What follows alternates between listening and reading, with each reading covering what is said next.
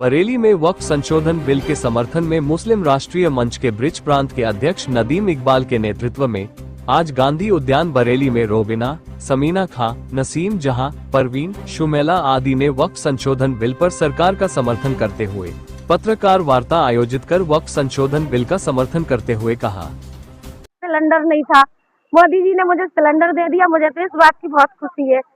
और दूसरी बात ये कहूँगी, मैं भैया किराए पे रहती हूँ, बच्चे छोटे छोटे हैं, तो मुझे विधवा पेंशन नहीं मिलती थी, अब मुझे विधवा पेंशन भी मिल रही है। क्या नाम है आपका? परवीन, कहाँ रहती है? Old city Bareilly. आज जो आप समर्थन करने आई हैं वक्फ बिल को लेकर मोदी जी का, किस मकसद से आई हैं और कितनी आपको जानकारी है? मैं ज्यादा तो कुछ नहीं कहूँगी, लेकिन आज तक जो भी उन्होंने काम करे अच्छे करे, ये भी उन्होंने अच्छा किया है काम वो गिना दीजिए अच्छे। जैसे उन्होंने आवास विकास, महिलाएं छप्पर में रहती थी, पानी टपकता था, उन्होंने उसको रोका मिला आवास है, क्योंकि मेरे पास था इसलिए मुझे नहीं मिला। आस पड़ोस में कितने लोग? मैंने गोटिया में दिलवाए, मैंने मुनतलाव पे मैंने देखा नेम प्लेट लगी हुई, बाहर गंज में मकान मिले उन लोगों को।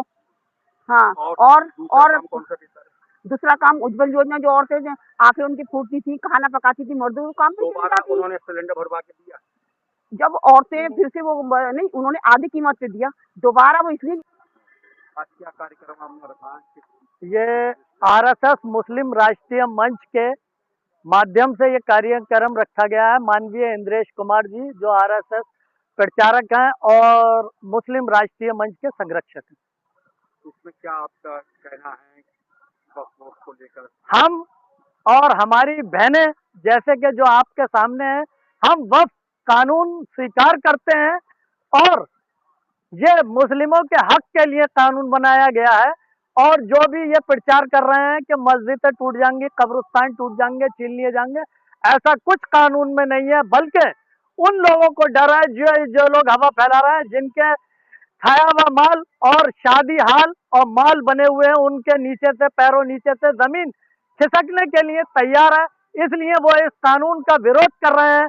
हम इस कानून का जबरदस्त समर्थन करते हैं। इस कानून की 4 खूबियां बताइए क्या है जो मुसलमान इस कानून पर यकीन करते हैं? पहली बात तो इस कानून में अब महिलाओं को भी, हमारी मुस्लिम बहनों को भी वक्फ बोर्ड में शामिल होने की जगह दी गई। पहले से भी मुस्लिम महिलाएं वक्फ बोर्ड में सदस्य रही हैं। अब कानून में जो है खुलेआम पहले सदस्य रही होंगी, लेकिन अब वक्फ बोर्ड में वो मुतवल्ली भी बन सकती हैं, जैसे आदमी ही पहले मुतवल्ली बनता था। ऐसे कानून है जिसको, और ये गरीबों के हक में कानून है कि जमीनें जो जिम्मेदारों ने और उन्होंने जो वक्फ की थी अच्छे समाज के लिए, गरीब समाज के लिए, पसमानदा समाज के लिए, उन गरीबों को हक, उनमें जमीन बांटी जाएगी, उन लोगों से छीन करके गरीब लोगों का भला होगा। जिन लोगों के कने गरीब लोगों के लिए मकान, रहने के लिए मकान नहीं है, इस कानून को आप पढ़कर देखिए, उनको रहने की व्यवस्था, गरीब अल्पसंख्यक को मकान बनाने की व्यवस्था दी गई है।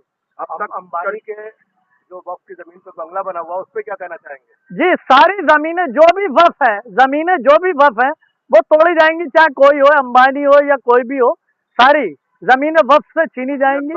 20 करोड़ मुसलमान इसका विरोध कर रहा है, ये 2-4 लोग आप लोग पक्ष कर रहे हैं। ये 20 करोड़ मुसलमान जो विरोध कर रहा है, सिर्फ वो लोग हैं गुड्डू पप्पू का जिनके ऊपर हाथ है, और जिन लोगों से उन्होंने कुछ मौलाना लोग इकट्ठा कर लिए हैं जो धरना प्रदर्शन कर रहे हैं। इसीलिए हम इस कानून का जबरदस्त समर्थन करते हैं। और लाखों मुसलमान उस दिन गांधी प्रेक्षागृह, गांधी हाल में मौजूद था, जिन्होंने वक्फ इंद्रेश कुमार की देखरेख में बहुत मौलाना ही लोग थे, बैठे हुए थे, जिसका समर्थन हम लोगों ने किया और करते रहेंगे। क्या केंद्र सरकार अंबानी का बना हुआ बंगला भी खाली करवाएगी? वो जो भी वक्फ प्रॉपर्टी है सर, कानून का पालन तो हिंदुस्तान में किया ही जाएगा। जिस शहर में आप रहते हैं, बरेली में आजाद इंटर कॉलेज में नगर निगम ने कब्जा करके टंकी बना ली है, क्या आप खाली करा रहे हैं? सारी वक्फ की जमीनें खाली कराई जाएंगी, वो चाहे किसी के कने हो, चाहे अंबानी के कने हो या किसी के कने हो, सारी वक्फ जमीनें लेकर के गरीब लोगों में बांटी जाएंगी, चाहे सरकारी कब्जे हो, चाहे कुछ भी हो, उन लोगों में, गरीब लोगों में जमीनें बांटी जाएंगी। जो भी वक्फ कानून के अंतर्गत आती हैं, जिनके पास लीगल कागज नहीं है, ये जिन्होंने भी अंग्रेज लोगों की गुलामी करी थी, हमारा माल हम ही को दे दिया गया वापस, और वक्फ आज तक गरीब लोगों की इमदाद, मस्जिदों की तंजीम के लिए आज तक जो जमीनें वक्फ की गई थी वो उनको ना तो मस्जिदों को आमदनी मिल पाई। आज मंदिर मस्जिदों की लड़ाई ना रह करके सिर्फ उससे जो प्रॉपर्टी अटैच है उसकी उसकी लड़ाई रह गई है और लाखों करोड़ों रुपए की संपत्ति है। यहाँ तक अब ये मामला सुप्रीम कोर्ट पहुंचा हुआ है, तो क्या लगता है? सुप्रीम कोर्ट का तो सर जो आदेश होगा वो मान होगा। सुप्रीम कोर्ट पहुंचा हुआ, उसके आदेश का इंतजार करा जाए।